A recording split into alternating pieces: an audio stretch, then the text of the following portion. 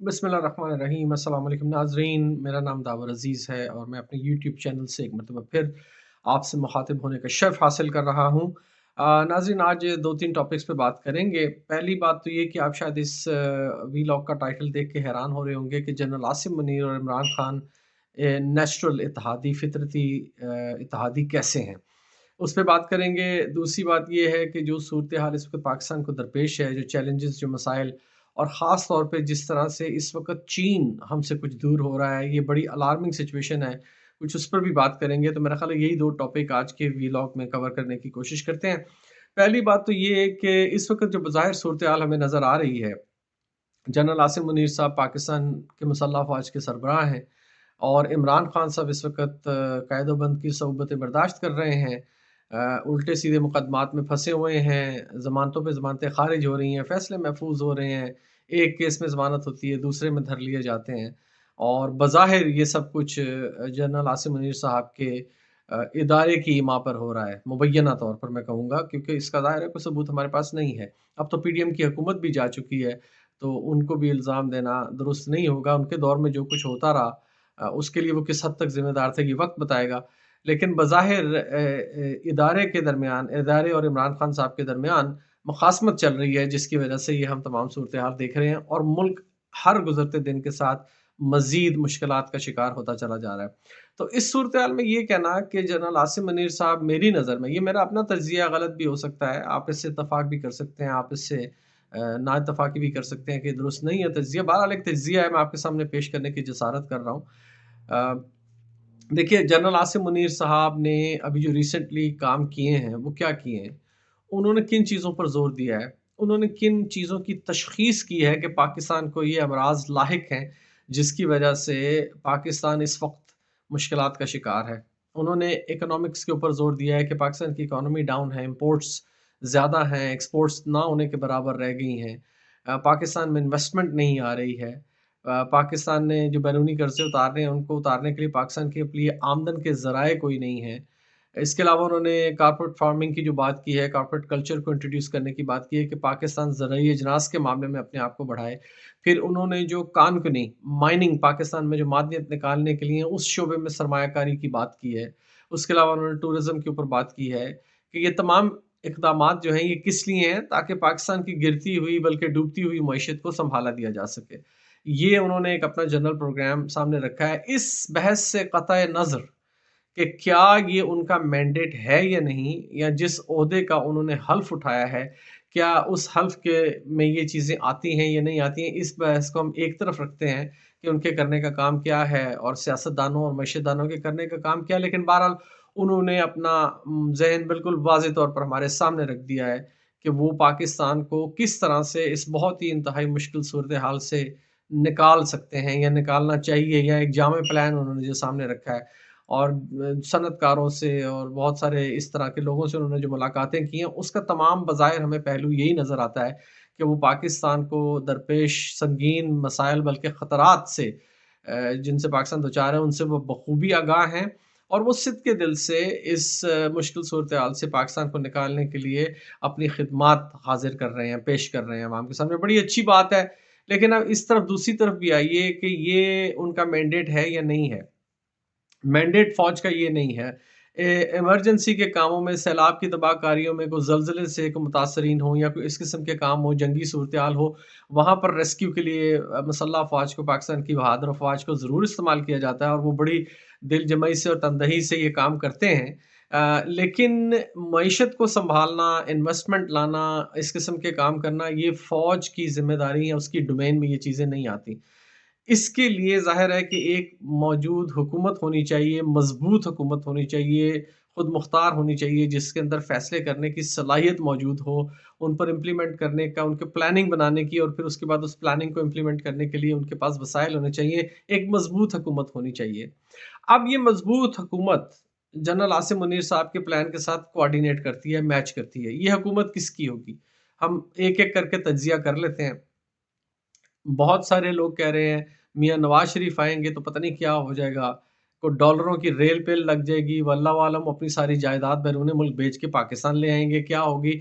इसके अलावा तो हमें कोई सूरत हाल नज़र नहीं आती कि पाकिस्तान मुस्लिम लीग, नवाज़ ग्रुप, नून लीग इक़्तिदार में अगर आए तो वो इस किस्म का कोई काम करके डिलीवर कर सकती है। नवाज़ शरीफ साहब के मेगा प्रोजेक्ट्स और शहबाज शरीफ के सिर्फ़ शो-शा के प्रोजेक्ट्स से उनसे कोई रियल तरक्की नहीं हुई। अगर हुई तो मुझे आप बताएँ कि उन्होंने कौन-सी ऐसी इंडस्ट्री वो छोड़ के गए हैं जो प्रॉफ़िट में हो? नई इंडस्ट्री जी कर्ज़े लिए, मोटरवे बनाई, ये बनाई। ओ भाई, मुझे आप ये बताएँ कि पाकिस्तान ने कर्ज़े लिए क्या मोटरवेज़ बनाने के लिए, क्या मेट्रो, ऑरेंज ट्रेन और इस तरह की चीज़ें बनाने के लिए? पाकिस्तान में कौन-सी इंडस्ट्री वो मुनाफ़े में छोड़ के गए हैं? नई लगने वाली इंडस्ट्री को तो आप भूल जाएँ, नई लगने वाली इंडस्ट्री की तो हम बात ही नहीं कर रहे। कौन-सी इंडस्ट्री वो प्रॉफ़िट में छोड़ के गए? यहाँ तो ये हाल था उनके दौर में कि पीआईए खरीदने वाले को स्टील मिल्स वो मुफ़्त में दे रहे थे साथ में। तो उनसे ये जो 3-3 4-4 दफ़ा हुकूमतें कर चुके हैं, 6-6 दफ़ा सूबों में 3-3 4-4 दफ़ा वफ़ाक में हुकूमतें ले चुके हैं, इनसे तो तवक्को रखना अबस है।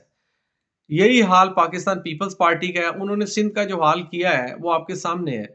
जो अपने उनके फेडरल गवर्नमेंट के दौर में 2013 में जो ख़त्म हुआ था, 2008 से 2013 पाकिस्तान में महँगाई का, लोड शेडिंग का क्या हाल था और वो अपनी वज़ीरों मशीरों की फ़ौज ज़फ़र मौज के साथ जो मस्तियाँ कर रहे थे, वो हम सबको याद है। हम सब वो याद रखे हुए हैं, हमें सब पता है।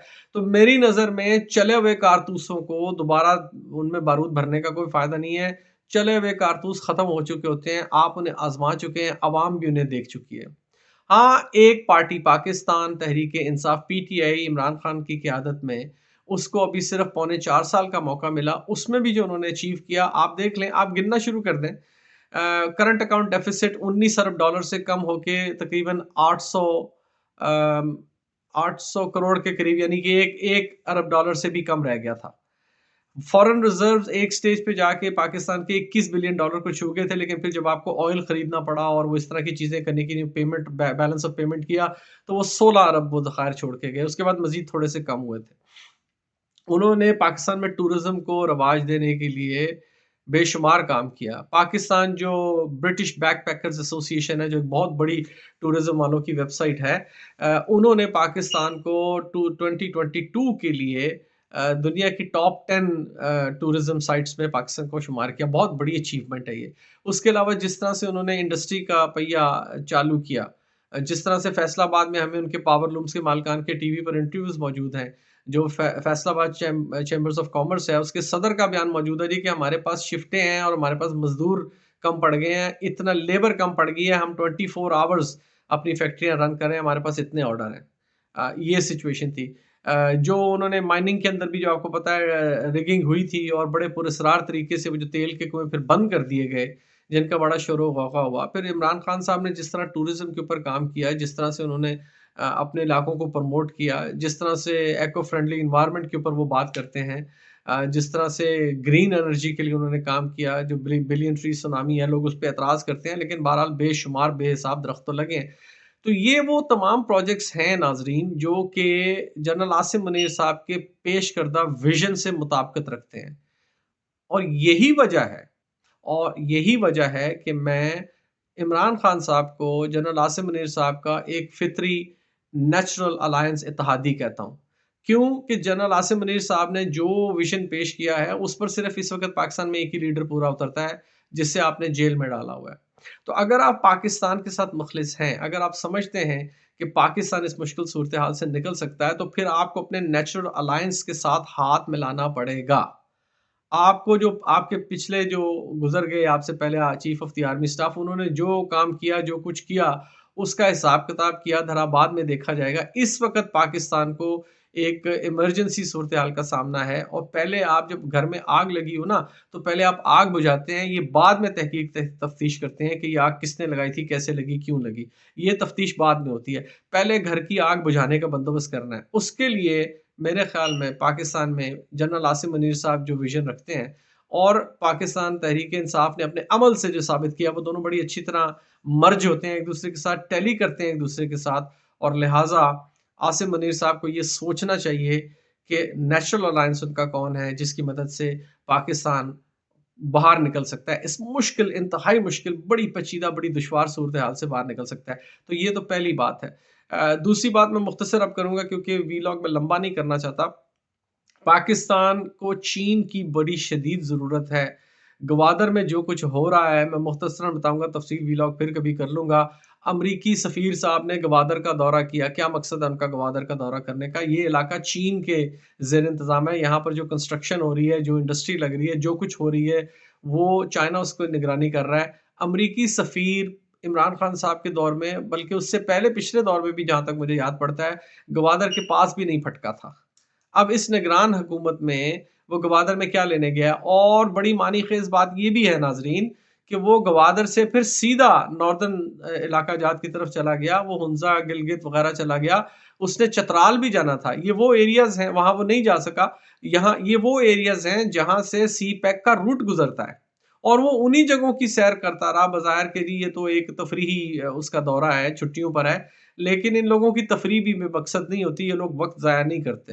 اور پھر جو صورتحال اسٹریٹجک جیو لوکیشن پاکستان کی ہے، اور جس طرح سے اس وقت بھارت اور مڈل ایسٹ سے جو روٹ نیا نکالا جا رہا ہے، جو اس کا متبادل کہا جا رہا ہے، حالانکہ وہ متبادل نہیں ہے، وہ بڑا مہنگا روٹ ہے، اس میں بھی پھر بات کریں گے، لیکن چائنا کو کاؤنٹر کرنے کے لیے بہت سارے ممالک کسی بھی حد پہ جانے کے لیے تیار ہیں۔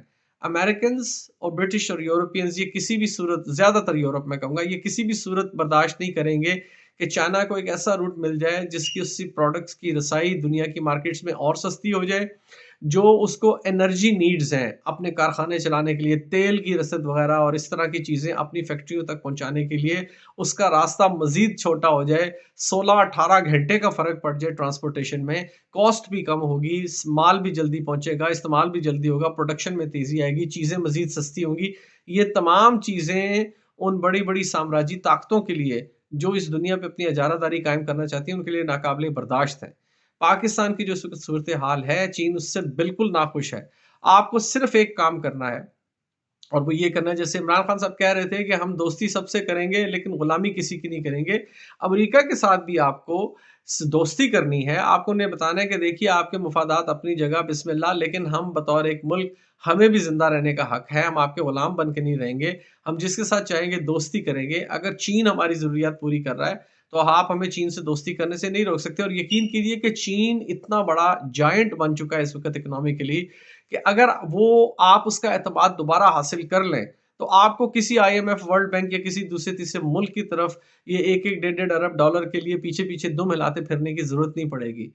اس وقت چین آپ سے ناراض ہے۔ چین نے بہت سارے پروجیکٹس جو پاکستان نے ریسنٹ میٹنگ میں پرپوز کیے ہیں، چین نے ہر ایک پر نہ کر دی ہے، ریفیوز کر دیا ہے فردر کام کو کرنے سے۔ سی پیک عمران خان صاحب کے زمانے میں بند نہیں ہوا، سی پیک اب بند ہوا ہے ناظرین، اب بند ہوا ہے سی پیک، اور یہ بہت بری خبر ہے پاکستانیوں کے لیے۔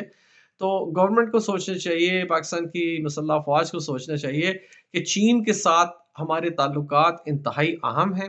اگر آپ چین کا اعتماد دوبارہ بحال کر لیں اور چین کو یہاں پر انویسٹمنٹ کی مزید دعوت دیں، اور انہیں اس چیز کی گارنٹی ملے کہ ان کی انویسٹمنٹ ضائع نہیں ہوگی، امریکن مفادات پہ ان کو قربان نہیں کیا جائے گا، تو یقین کیجئے کہ ان کے اپنے مفاد میں ہے کہ وہ جلد از جلد اس بڑے پروجیکٹ کو کمپلیٹ کریں۔ سی پیک جس کا ایک حصہ ہے، one belt one road initiative جو ہے اس کا ایک حصہ ہے سی پیک، اس کو جلد از جلد کمپلیٹ کریں، اور اس کی کمپلیشن ان کے اپنے زیادہ مفاد میں ہے، ہمارے مفاد سے زیادہ۔ تو اعتماد میں لینے کا صرف ایک ہی ایک طریقہ ہے، فری اینڈ فیئر الیکشن جلد از جلد کروائیں پاکستان میں، عوام جس کو ووٹ دیتے ہیں اس کو حکومت بنانے دیں، جتنی اکثریت اسے ملتی ہے نہ اسے گھٹائیں نہ اسے کم کریں، اور اس حکومت کے ذریعے آئین سازی کی جائے کہ جو پروجیکٹس لگیں گے پاکستان میں، خاص طور پہ چائنیز انویسٹمنٹ جو آئے گی، باقیوں کے لیے بھی، اس پہ ایک علیحدہ ویلاگ میں کروں گا، اس انویسٹمنٹ کو آئینی پروٹیکشن، قانون میں، آئین میں اس کو تحفظ دیا جائے کہ حکومت کوئی بھی آئے گی ان پروجیکٹس کو کوئی اکھیڑ نہیں سکے گا، کوئی بند نہیں کر سکے گا، کوئی ڈیلے نہیں کر سکے گا۔ یہ وہ واحد رستہ ہے جس سے پاکستان مکمل تباہی سے بچ سکتا ہے۔ میں اس کے اوپر ایک سیریز کرنے کی سوچ رہا ہوں ڈفرینٹ سجیشنز کے ساتھ، امید ہے کہ جلدی، تیاری ابھی کر رہا ہوں، جلدی اس کی سیریز کا آغاز کروں گا، اور میری نظر میں تو یہی راستہ ہے۔ اپنی قیمتی رائے سے مجھے ضرور نوازیے گا، اپنے کمنٹس دیجیے گا، پھر ویڈیو کو شیئر اور لائک کیجیے، چینل سبسکرائب کر لیجیے، بیل آئیکن بھی دبائیے، آپ کی حوصلہ افزائی کی اشد ضرورت ہے۔ آپ کا ایک مرتبہ پھر بہت شکریہ، مجھے دعاؤں میں یاد رکھیں، میں آپ کے لیے دعا گو ہوں۔ پاکستان ہمیشہ زندہ باد۔